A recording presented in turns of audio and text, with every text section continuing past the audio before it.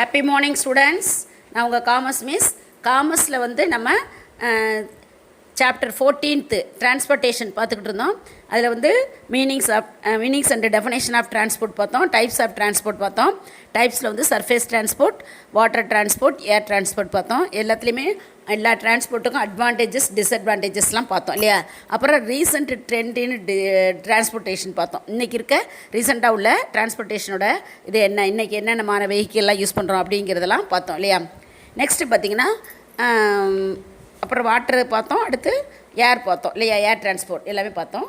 Next பார்த்திங்கன்னா இன்றைக்கி நம்ம பார்க்க போகிறது என்னென்னா டாக்குமெண்ட் யூஸ்டு இன் டிரான்ஸ்போர்ட்டேஷன். அதாவது டாக்குமெண்ட் அப்படின்னா ஆவணங்கள் அப்படின்னு சொல்லியிருக்கேன் இல்லையா.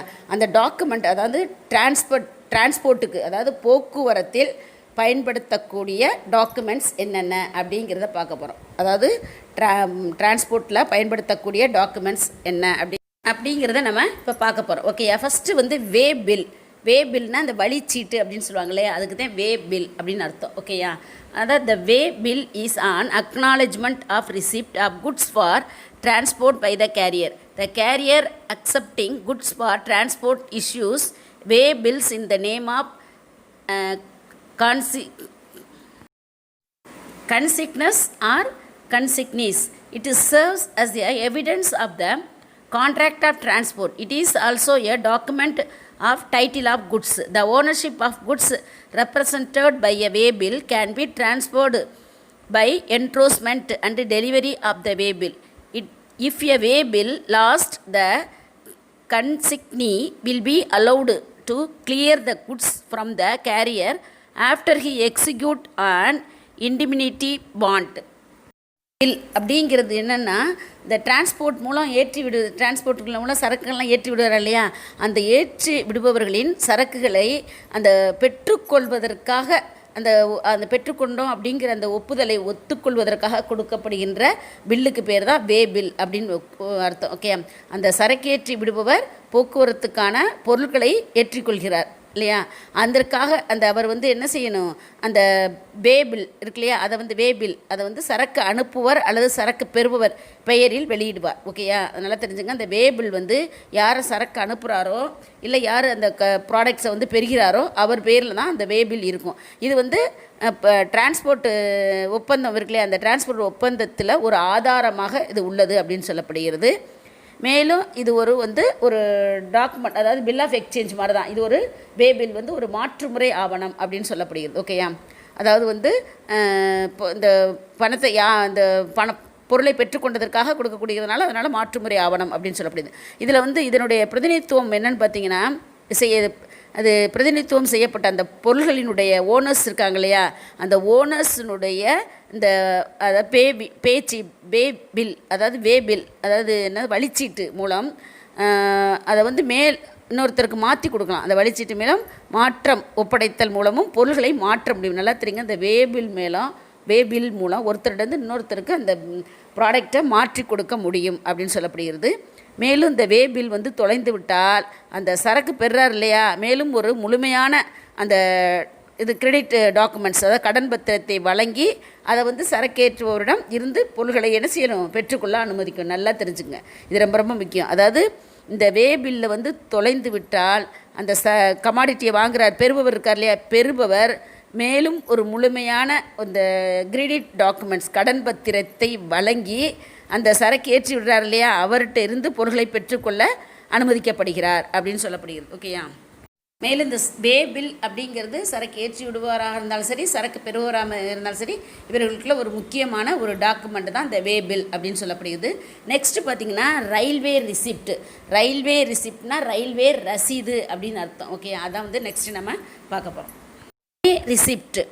The railway receipt is an acknowledgement of receipt of goods by the railway for transporting. It serves as the document of title of goods.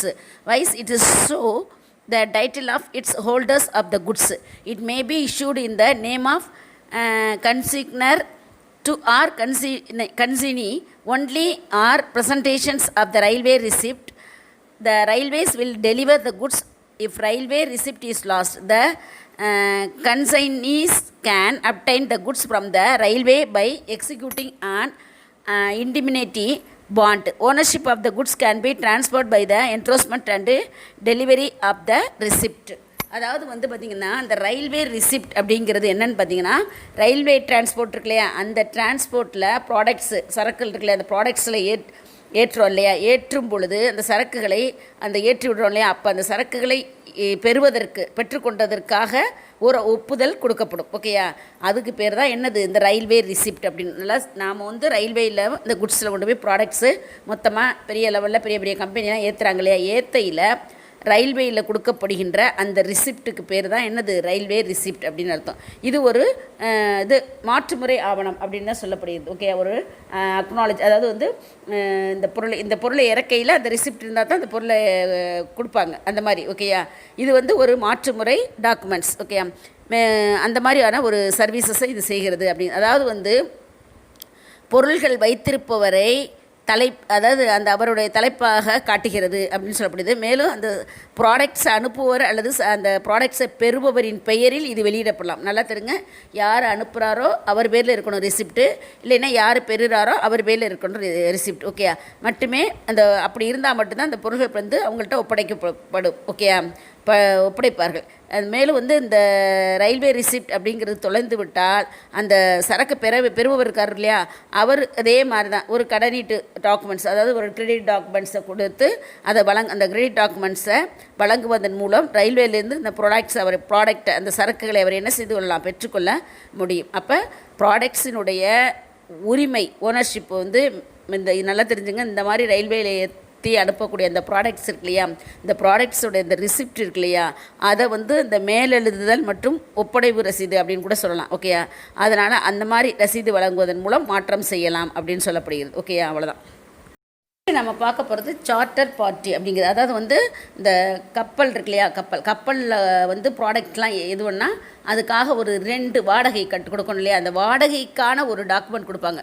கப்பலில் வாடகைக்கு தானே ஏற்றுறப்போ இந்த கார்லாம் வாடகைக்கு எடுக்கிற மாதிரி அதையும் வாடகைக்கு தான் நம்ம ப்ராடக்ட் ஏற்றுவோம். அப்படி வாடகைக்கு ஏற்றும் பொழுது அந்த கப்பலில் நமக்கு அந்த வாடகைக்காக கொடுக்கக்கூடிய ஒரு டாக்குமெண்ட், அதுக்கு பேர் தான் சார்ட்டர் பார்ட்டி அப்படின்னு பேர். ஓகேயா, when goods are to be consign in large quantity it is advantageous to have the whole or substantial part of the ship. The document through which this contract is made is known as charter party, may be also known as the voyage charter. The time charter, the person who hires the ship is known as charter. The charter party bring the vessels and grow under the control of the charters. The charter becomes responsible to the third parties for the act of the master and grey of the ship. அதாவது வந்து இந்த ஷிப்பில் வந்து வாடகைக்காக கொடுக்கக்கூடிய ஒரு document அதான் வந்து charter party. இதில் பார்த்திங்கன்னா ப்ராடக்ட்ஸ் இருக்கு இல்லையா, சரக்கு, அந்த ப்ராடக்ட்ஸை வந்து பெரிய அளவிலான பிளேசஸ், ஓகே, அந்த ஷிப்லேயே வந்து பெரிய அளவிலான பிளேசஸை ஒதுக்கி கொடுப்பாங்க. ஓகே, அதில் வந்து அவங்க ப்ராடக்டை ஏற்றுவாங்க. இந்த சரக்கினுடைய உரிமையாளர்கள் அதில் தன்னுடைய எக்ஸ்போர்ட் ப்ராடக்ட்ஸை ஏற்றுவாங்க, ஏற்றுமதி செய்யக்கூடிய ப்ராடக்ட்ஸை ஏற்றுவாங்க. அப்படி ஏற்றையில் அந்த ஷிப்பில் அந்த பர்டிகுலர் பிளேசஸ்க்காக ரெண்ட் கேட்பாங்க. ஓகே, அந்த வாடகை, அதான் வாடகைக்காகத்தான் அந்த ஷிப்பில் வந்து அவங்க இந்த வாடகை கொடுத்து அந்த பொருளை ஏற்றணும். அப்போ அந்த வாடகைக்கான ஒரு ரிசிப்ட் கொடுப்பாங்க. அதுதான் வந்து நம்ம இப்போ பார்க்குறது. ஓகேயா, அதாவது வந்து கப்பல் வந்து வாடகை டாக்குமெண்ட் அப்படின்னு சொல்லலாம். ஓகே, அப்போ பெரிய அளவில் பொருளை ஏற்றும் பொழுது அந்த கப்பல் முழுவதும் அல்லது அந்த ஒரு சிலவங்க பார்த்திங்கன்னா அந்த ஃபுல் கப்பலை கூட தன்னுடைய ப்ராடக்ட் ஏற்றுற அளவுக்கு பெரிய பெரிய கம்பெனிஸ்லாம் இருக்காங்க. இல்லைன்னா ஒரு பர்டிகுலர் பிளேசஸ் கொஞ்சம் இடத்த எடுத்து கணிசமான அளவில் தன்னுடைய ப்ராடக்ட்டை ஏற்றுறது. அப்போ அந்த பர்டிகுலர் கணிசமான இடத்துக்கு வாடகையை எடுத்துக்கொள்வது. ஓகேயா, அந்த மாதிரி. ஓகே, அந்த எந்த வகையான அந்த டாக்குமெண்ட் மூலம் வந்து அந்த ஒப்புதல் உருவாக்கப்படுகிறது. அதாவது அந்த மாதிரி நம்ம இது பண்ணையில் ஒரு டாக்குமெண்ட் கொடுப்பாங்க. ஓகேயா, அந்த வாடகைக்கு எடுத்துக்கொள்வது நல்லது. அப்போ வாடகைக்கு எடுத்துக்கிறப்போ அந்த எந்த வகையான இந்த டாக்குமெண்ட் மூலம் அந்த மாதிரி அந்த வாடகைக்கு எடுக்கிறோம்ல இடம், அந்த இடத்துக்கான முறையான டாக்குமெண்ட்ஸ் என்னவோ அந்த டாக்குமெண்ட்ஸ் உருவாக்கப்படுகிறது. ஓகேயா, அதில் தான் நம்ம அந்த டாக்குமெண்ட்ஸை கொடுத்து தான் நம்ம என்னத்தை இது பண்ணணும், கப்பல் உடைய வாடகையை கட்டணும். அதான் வந்து கப்பல் வாடகை ஒப்பாவணம், அதாவது சார்ட்டர் பார்ட்டி அப்படின்னு சொல்லப்படுகிறது. ஓகே, மேலும் வந்து இது வந்து இன்னும் வந்து என்னென்னு சொல்லலாம், வாயேஜ் சார்ட்டர், அதாவது பயண இதுன்னு சொல்லலாம், ஒப்பந்தம் அப்படின்னு கூட சொல்லலாம். ஓகே, அப்போ நெக்ஸ்ட்டு பார்த்திங்கன்னா, அதாவது வந்து அந்த கப்பலுக்கான அந்த பிளேசஸ் இது பண்ணி அதுக்கு கொடுக்குற அந்த வாடகை கொடுக்குறோம் இல்லையா, அதுக்கு பேர் வந்து சார்ட்டர் பார்ட்டி அப்படின்னு ஒரு அர்த்தம். அதே சமயம் நம்ம அதற்கான அந்த ரசீது, அதாவது அந்த கப்பல் வாடகை ஒப்பந்தம்னு சொல்ல முடியாது. மேலும் இதை நம்ம இன்னொன்று என்னன்னு சொல்லணும்னா வாயேஜ் சார்ட்டர் அப்படின்னு சொல்லலாம், அதாவது பயண ஒப்பந்தம் அப்படின்னு சொல்லலாம். நெக்ஸ்ட்டு பார்த்திங்கன்னா டைம் சார்ட்டர், கால ஒப்பந்தம் அப்படின்னு சொல்லலாம் அப்படிங்கிறாங்க. அதாவது சார்ட்டர் பார்ட்டின்னு சொல்லலாம், வாயேஜ் சார்ட்டர் அப்படின்னு சொல்லலாம், அப்புறம் இல்லைன்னா என்னென்னு சொல்லலாம், இந்த கால ஒப்பந்தம் டைம் சார்ட்டர் அப்படின்னு சொல்லலாம் அப்படின்னு சொல்லி அழைக்கப்படுது. எந்த ஒரு நபராக இருந்தாலும் சரி, இந்த ஷிப்போட வாடகைக்கு எடுக்கிறார் இல்லையா, அந்த வாடகைக்கு எடுக்கிறவருக்கு பேர் என்னென்னா அந்த ஒப்பந்தக்காரர் அப்படின்னு அர்த்தம். ஓகே, அதான் சார்ட்டர்ஸ் அப்படின்னு அர்த்தம். நல்லா தெரிஞ்சுங்க. The crew under the control of the charterers, அதாவது அந்த ஒப்பந்தக்காரர் அவங்க இந்த கப்பல் அவங்க கண்ட்ரோலில் தான் இந்த கப்பலுடைய முழு இதுவும் அவங்க கட்டுப்பாட்டின் கீழ், அதாவது இந்த கப்பல் ஒப்பந்தக்காரர் கட்டுப்பாட்டின் கீழ் இந்த கப்பல் மற்றும் அந்த டீம் இருக்காங்களே, அந்த கப்பலில் ஒர்க் பண்ணுற எல்லாரும் டீம், அந்த டீமில் அவங்க எல்லாருமே அந்த ஒப்பந்தக்காரர் மூன்றாம் நபருக்கு பொறுப்பாக, அவர் ஒரு மூன்றாம் நபருக்கு பொறுப்பாக அந்த எல்லாமே யார், அந்த கப்பலில் வர்ற அந்த ஷிப்பில் வர்ற மாலுமி மற்றும் அதில் இருக்க அந்த டீம் ஒர்க்கர்ஸ் தான் அந்த ஃபுல் இதுக்கும் அந்த ஒப்பந்தக்காரருக்கு பொறுப்பு அவங்க தான். ஓகேயா, அவங்க தான் அந்த பொறுப்பு, அந்த கப்பலில் ஏற்றக்கூடிய அந்த ப்ராடக்ட் எல்லாம் இருக்கு இல்லையா, அந்த கப்பலுடைய அந்த ப்ராடக்ட் ஏற்றின அந்த ஒப்பந்தக்காரருக்கு பொறுப்பேற்க வேண்டியவர்கள் அந்த கப்பலில் உள்ள மாலுமி மற்றும் அந்த டீம் தான். ஓகேயா, அதுதான் சொல்லப்படுகிறது. அதுக்கு தான் என்னென்னு சொல்லப்படுகிறது, சார்ட்டர் பார்ட்டி அப்படின்னு சொல்லப்படுகிறது. ஓகேயா, பார்த்தீங்கன்னா பில் ஆஃப் லாடிங் அப்படின்னு, பில் ஆஃப் லாடிங்லாம் ரசீது, அதாவது ஷிப்பில் கொடுக்கக்கூடிய அந்த ரசீது. Okay, bill of lading is a document containing the terms and conditions of the contract of carriage. It is used by the shipping company and sign by the captain of the ship. It acknowledge the receipt of the goods describe in it on board the ship. It also serves as an official's receipts of goods. It is document of title of goods. The main content are the name of the exporters, name of the ship, place of the loading, particulars of goods shipped, port of destinations, paid or to be paid, persons to whom delivery of the goods is to made, date, etc. அதாவது bill of lading, bill of lading அப்படின்னா இந்த கப்பல் ரசீது அப்படின்னு அர்த்தம். Okay, அதாவது இந்த next வீடியோவில் இதனுடைய கண்டினியூஸாக பார்ப்போம். ஓகேயா, தேங்க்யூ ஸ்டூடெண்ட்ஸ்.